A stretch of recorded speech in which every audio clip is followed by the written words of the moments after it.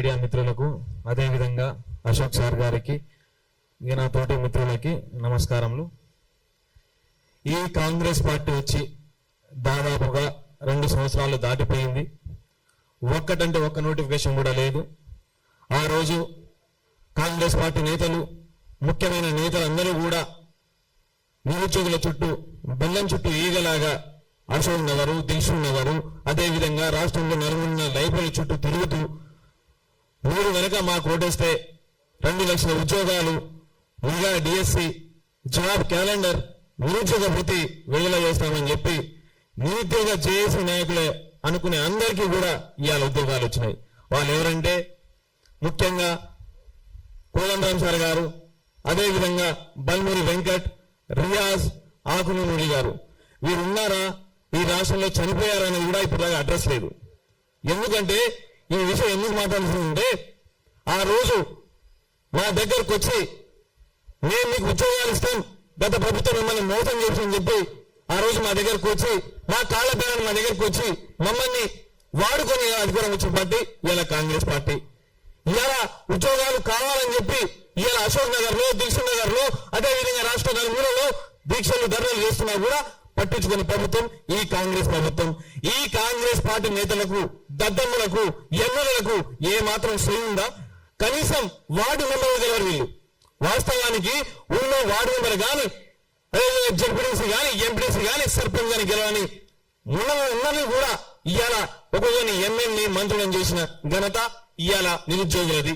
ఆ రోజు నిరుద్యోగులందరూ కూడా కాళ్ళకు బల్పాలు కట్టుకొని కాంగ్రెస్ పార్టీ గెలిస్తే ఉద్యోగాలు వస్తాయని చెప్పేసి అందరం కూడా ఊళ్ళోకి వెళ్ళి బాబాయ్కో, పిన్నికో, పెదనాలకో అందరికీ ఫోన్ చేసి ఇవాళ కాంగ్రెస్ పార్టీ రావాలి, ఈ ఒక్కసారి కూడా రైతు భరోసా, రైతు బీమాకో ఇంకా వేరే దానికి ఆశపడకుండా కాంగ్రెస్ పార్టీకి వస్తే మాకు ఉద్యోగాలు వస్తాయని చెప్పి ఇలా అందరికి ఫోన్లు చేసి, వాట్సాప్లు వేదికల, టెలిగ్రామ్ వేదికలుగా అందరినీ ఇవాళ మేము మొబిలైజ్ చేసి, మోటివేట్ చేసి కాంగ్రెస్ పార్టీని గెలిపిస్తే ఇవాళ అధికారంలో వచ్చిన కాంగ్రెస్ పార్టీ ఒక్కరంటే ఒక్క నోటిఫికేషన్ ఇవ్వకుండా ఇలా నిరుద్యోగులకు గుండు సున్నా చూపిస్తుంది.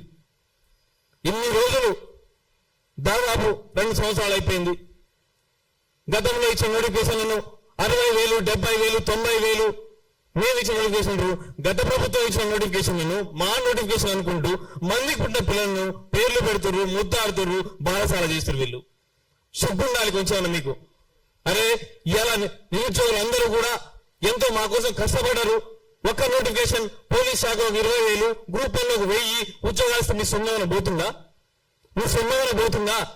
ఇవాళ మీరు నోటిఫికేషన్ ఇవ్వకుండా మీ మంత్రి పదవుల కోసమో, లేకపోతే ఎమ్మెల్యే పదవి కోసమో, అదేవిధంగా వేరే పదవుల కోసమో పాకులాడుతున్న కాంగ్రెస్ కార్యకర్తలు చెప్తున్నా, సూటిగా వాళ్ళకి చెప్తున్నా, నెక్స్ట్ సారి కనుక మీరు ఊళ్ళలో ఈ రేవంత్ రెడ్డి కాడ నుంచి అదేవిధంగా ఎమ్మెల్యే వరకు ఈ జడ్పీటీసీ కాదు కదా, కనీసం వార్డు మెంబర్ కూడా గెలవరు. మీరు వార్డు మెంబర్ కూడా గెలవరు. ఎందుకంటే ఈ నిరుద్యోగులందరూ వాడుకొని వచ్చిన ప్రభుత్వం ఈ కాంగ్రెస్ ప్రభుత్వం. ఇవాళ గతంలో ఎక్కడేసిన గొంగలి అక్కడే ఉన్నది. ఇలా జియో డొండని తీసుకొచ్చారు, గ్రూపుల్లో జియో డొండని తీసుకొచ్చి ఎస్టీ, ఎస్సీ, బీసీలకు అన్యాయం చేశారు. అదేవిధంగా పోలీస్ శాఖలో జియో 40 తొలగిస్తానని చెప్పి ఆ రోజు ఎక్కడ పడితే ఎక్కడ కోమటిరెడ్డి వెంకటరెడ్డి గారు మాట్లాడారు. నల్లగొండ జిల్లాలో, ఖమ్మం జిల్లాలో, అదేవిధంగా మహబూబ్ నగర్ లో ప్రతి చోట, ప్రతి సభలో, ప్రతి వేదికలో ఏం మాట్లాడారంటే మేము అధికారులు రాగానే జియో 40 తొలగించి ఉద్యోగాలు అని చెప్పారు. ఆ జియో అక్కడే ఉంది, ఎక్కడేసిన గొంగళి అక్కడే ఉన్నది. అదేవిధంగా స్థానిక ఉద్యోగాలు ఇస్తున్నారు, అది పోయింది. ఏ శాఖలో కూడా వీళ్ళు ఉద్యోగాలు ఇవ్వలేదు.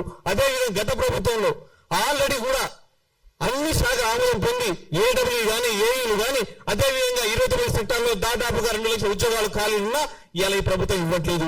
మొండిగా పోతుంది. దీక్షలు, ధర్నాలు ఏం చేస్తున్నా కూడా ఈ ప్రభుత్వం పట్టించుకునే పరిస్థితి.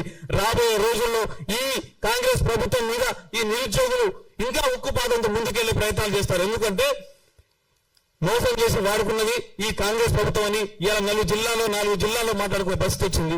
ప్రతి చోట, ప్రతి సభలో అందరూ కూడా మాట్లాడుతున్నారు.